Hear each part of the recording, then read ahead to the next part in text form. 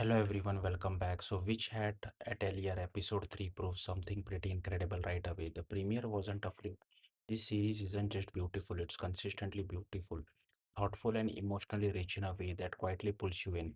The episode titled The Dadah Range Test wastes no time throwing Coco into a challenge that feels way bigger than she's ready for.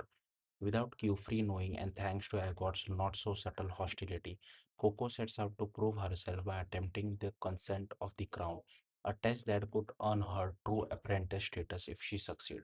Now, in most anime, this kind of setup would stretch into a long training arc, but here it's all packed into one episode and somehow it works brilliantly.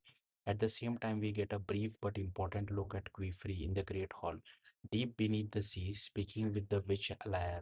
It's a short scene, but it adds a layer of mystery. There's clearly more to Queefree than he lets on, and the subtle hints about the brimmed cap witches start to connect dots in a really intriguing way.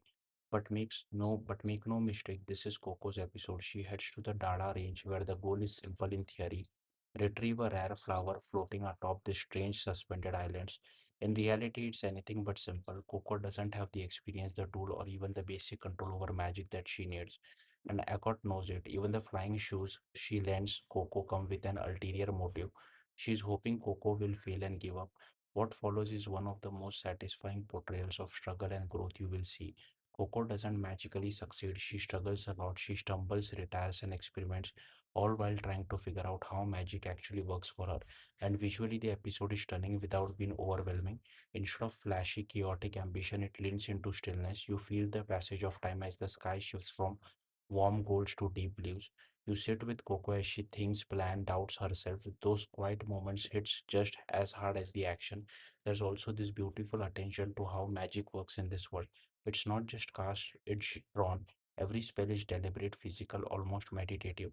And when Coco accidentally damages the flying shoes, it reinforces this idea that magic here has rule, structure, and consequences.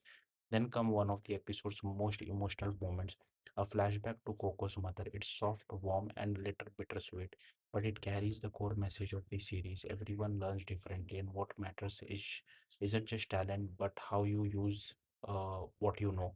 Coco isn't naturally skilled like Agot, but she is a craftsman. She understands material shapes and problem solving in her own way, and that's what leads to her breakthrough. Instead of relying on the shoes, she builds something new, a magical glider, and from there the episode absolutely soars.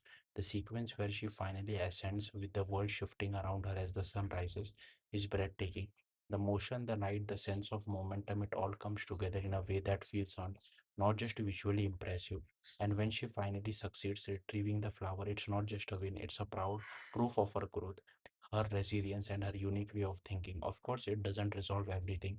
Agot is still frustrated, Q-Free is still watching closely, and there's an ominous hint that others like brimmed caps might take interest in Coco's unconventional magic. But that's what makes it so compelling. This isn't a typical chosen one story.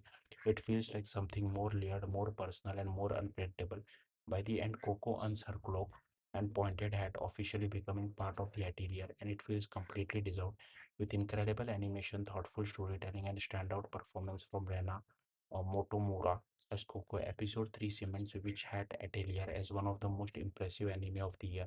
And honestly, it still feels like it's just getting started.